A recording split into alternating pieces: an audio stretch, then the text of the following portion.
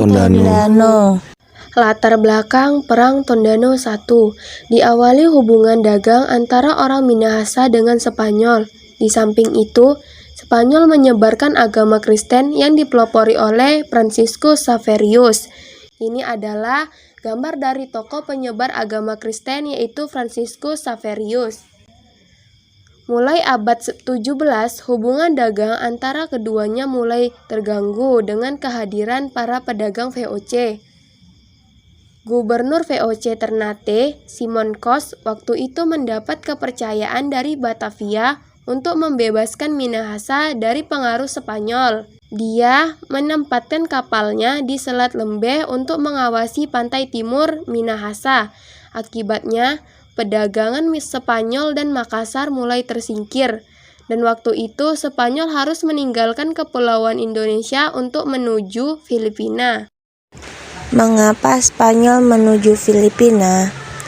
Karena adanya perjanjian Zaragoza antara Portugis dan Spanyol yang ditandatangani pada 22 April 1529. Perjanjian ini adalah kelanjutan dari perjanjian Tordesillas yang membagi belahan bumi barat di antara Spanyol dan Portugal. Dalam perjanjian Zaragoza dicapai hasil yang lebih rinci dari dua belah pihak, Spanyol dan Portugis. Adapun kesepakatan yang dicapai adalah 1. Bumi dibagi atas dua pengaruh, yaitu pengaruh bangsa Spanyol dan Portugis.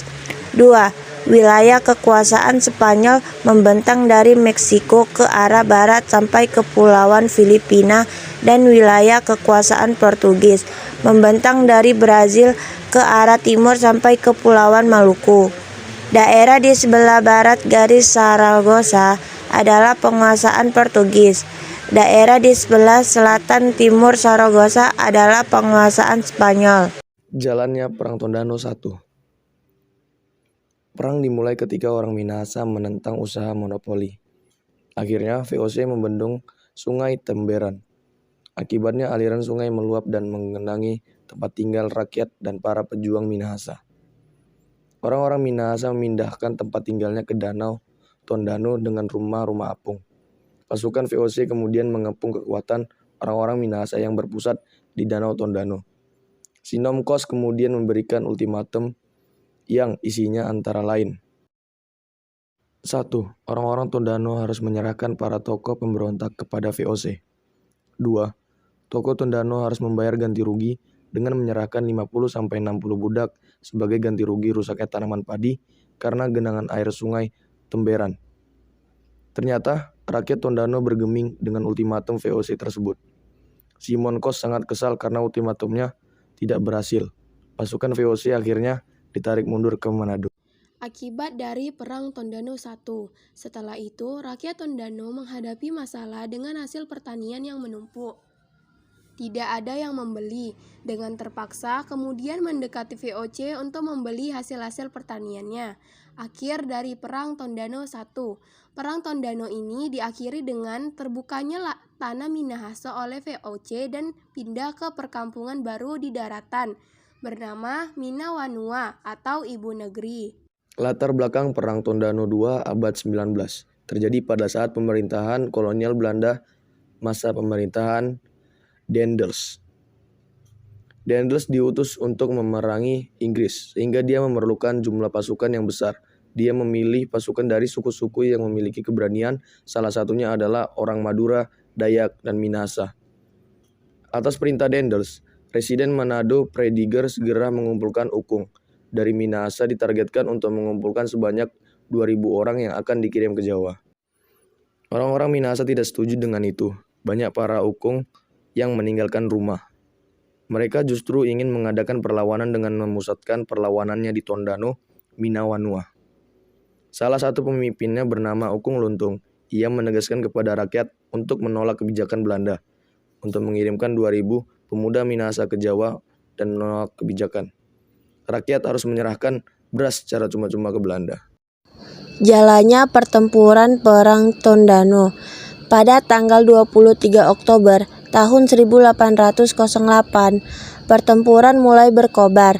pasukan Belanda yang berpusat di Danau Tondano berhasil melakukan serangan dan merusak pagar bambu berduri yang membatasi danau dengan perkampungan Minawanua, sehingga menerobos pertahanan orang-orang Minahasa di Minawanua.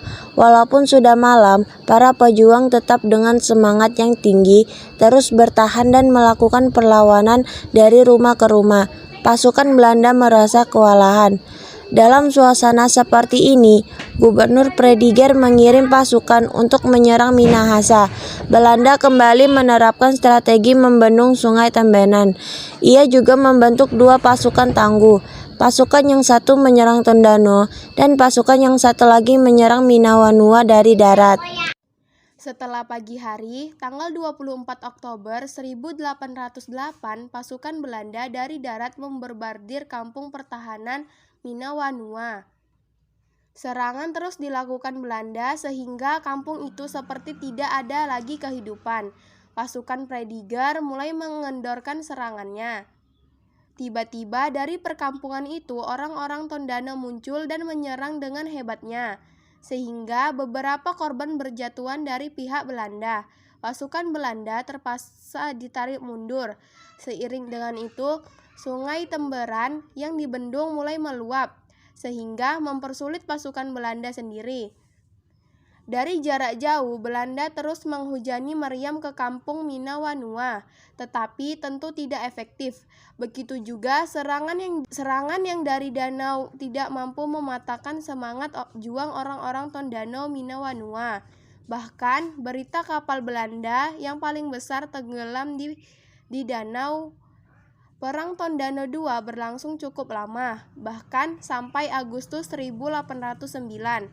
Dalam suasana kepenatan dan kekurangan makanan, mulai ada kelompok pejuang yang memihak kepada Belanda. Namun dengan kekuatan yang ada, para pejuang Tondano terus memberikan perlawanan. Akhir pertempuran dari Perang Tondano. Pada tanggal 4-5 Agustus 1909, benteng pertahanan Moraya milik para pejuang hancur bersama rakyat yang berusaha mempertahankannya.